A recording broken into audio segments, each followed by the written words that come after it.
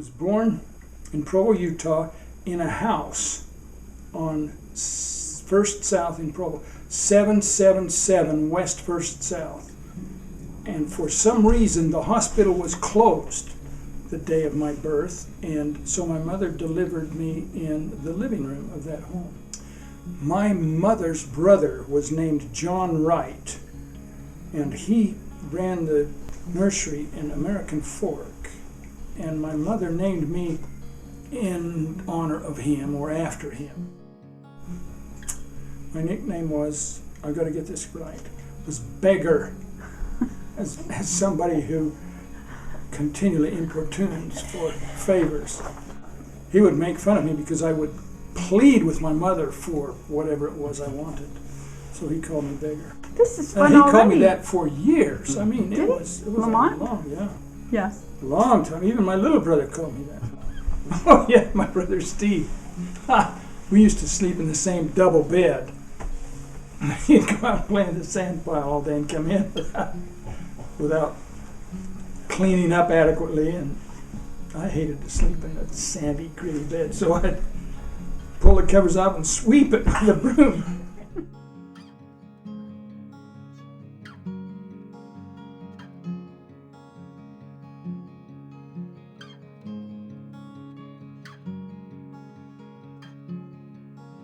Yes, I had a dog. Her name was Lana. Lana dog. Was she named after Lana Turner? Yes, she was. Was she really? She was, because her hair color, the color of her hair was the same as Lana Turner. That's exactly right. Father was kind of a nice guy. The term "nice guy" fit him very well. He was kind to almost everyone.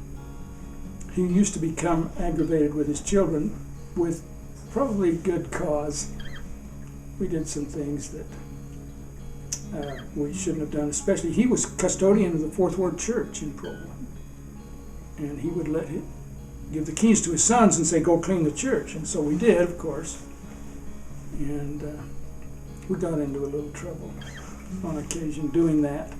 But he was really a good guy. He was very fair in administering discipline.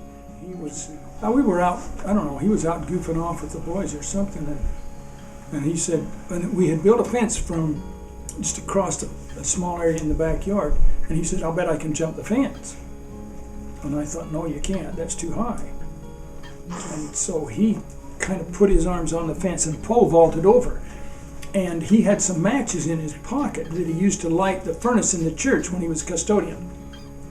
And the matches must have brushed the top of the fence and lit them on fire when they were in his pocket. So he started slapping his leg.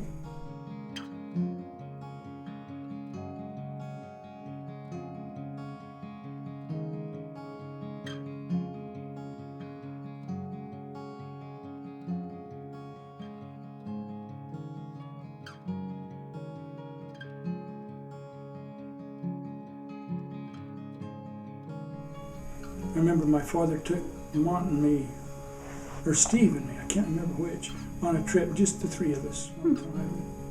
Mostly we went to the southern Utah canyons, Zions and Bryce and Capitol Reef, and down through that country. Dad loved that country, he really did, because when he was a young man, he would drive up through that country to get to Provo to go to school.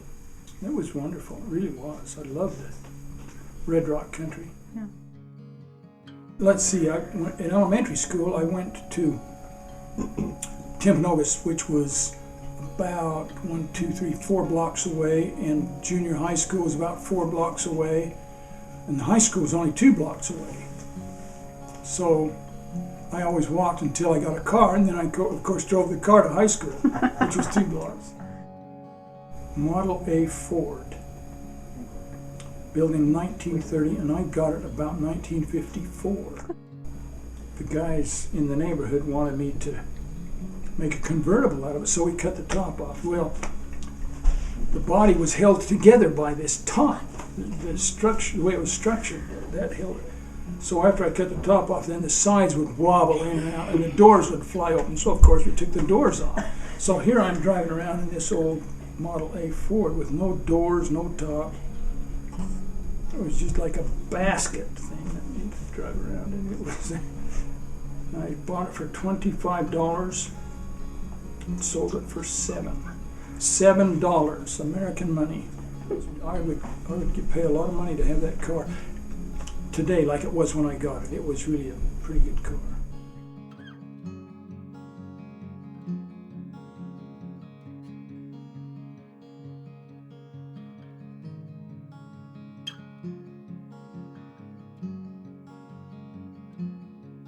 When I was in high school, I got a guitar and learned to play that because I was friends with two other young men who had guitars, and so I really wanted to learn, so I just kind of taught myself how to play guitars.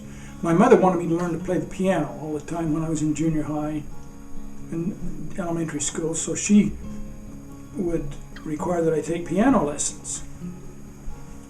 And this was kind of a sore spot. The person who taught piano lessons wanted to teach me the classical method. You sit down, you learn how to read, and you play from reading a score. I don't know if she didn't know, or she didn't know anything about chording or playing by ear, and that's what I learned playing the guitar. So I learned much more about playing the piano after I learned to play the guitar than I ever did before.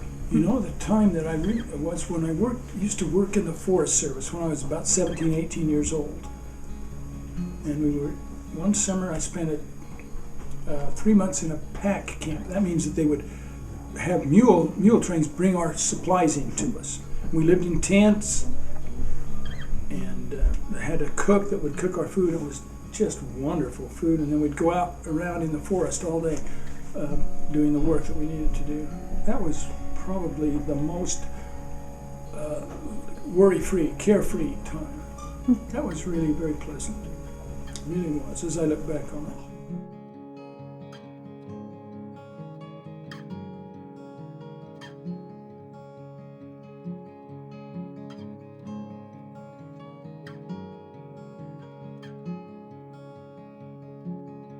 He was very devoted to her. He really loved her. That was apparent. Just in the things that he would do, he would do things to try to make her feel. He always sent her flowers at Easter time. He lived in southern Arizona, in Thatcher, Arizona. And he came up to BYU, met her there, Miss Wright, and married her. And she persuaded him to stay. It was probably a condition of their marriage. And so as a result, I don't get to live in southern Arizona. Do you remember your grandparents? No, I only remember one grandparent. That was my mother's mother. Her name was Mary Jane Besant, and I knew her as a child growing up. She would come and stay with us periodically. Oh, I loved her. She was such a kind, just everything you'd want in a grandmother. Yeah. She would come and help around the house, which if she wasn't there, You had we to had do. to do. Wash the dishes, you know. She really was. I remember sitting and talking to her, and she'd tell me about the days when she was young and some of the stories, some of the things that she did. She grew up in Pleasant Grove, and when she married her husband Hiram Wright, he had several children by a previous wife who had died, and then she had 5 children. I remember Lucille very well. I used to go stay at their house because, you know, their children were my cousins, and we would stay there and have a lot of fun. I remember Dawn very well.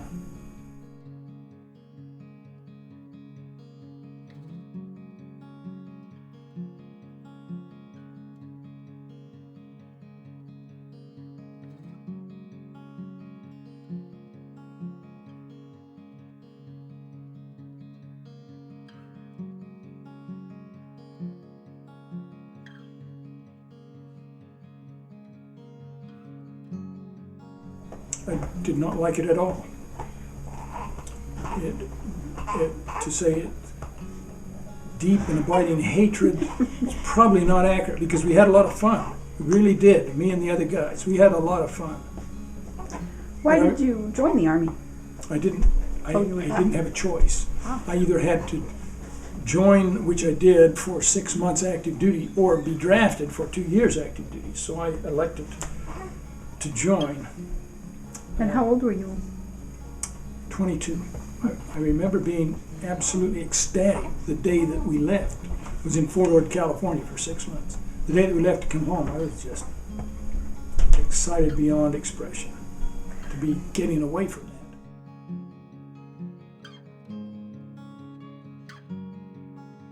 Seeing your children grow up and become viable, without any question.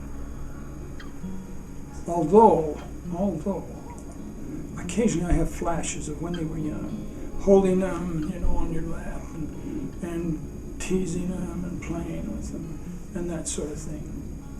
That's more of a temporary thing, but the thing that really I think lasts is this idea of them growing up, being viable, having children.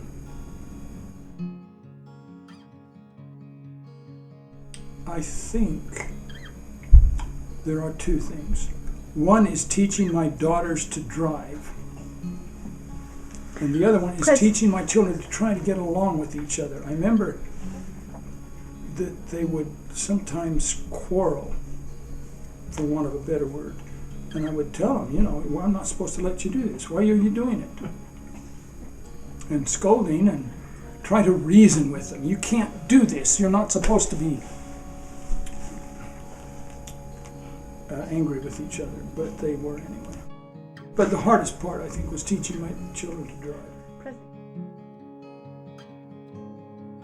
In 1972, it must have been the summer of 72, my brother Steve and I hiked the Grand Tetons, hiked to the top of the Grand Teton in Grand Teton National Park. We got up about halfway the first day, and the next day we went up to the top, stood on the top, and then came back down. As proof that we actually did that, my brother got the log. When we got to the top, there was a little scroll there where we could write our names and the date. And he found in a library many, many years later, he found our names and the date. So it must have been August 1972 when we did that. I remember being very frightened, but looking back on it, it was wonderful. Coming down, there was a place where we could rappel. I had never rappelled in my life. But he hooked me up to this in a harness and told me how to do it, and went off this place that was probably 75, 80 feet high, and down we went. And we made it. But I remember being frightened that it was a little beyond what I was accustomed to. Life has been good, by and large. As I approach the time when it's going to be ending, there is a genuine feeling of excitement. Genuine. About the next? Yes, about the next one. It's going to be wonderful. And that's just the bad part. It's going to be so wonderful you can't imagine.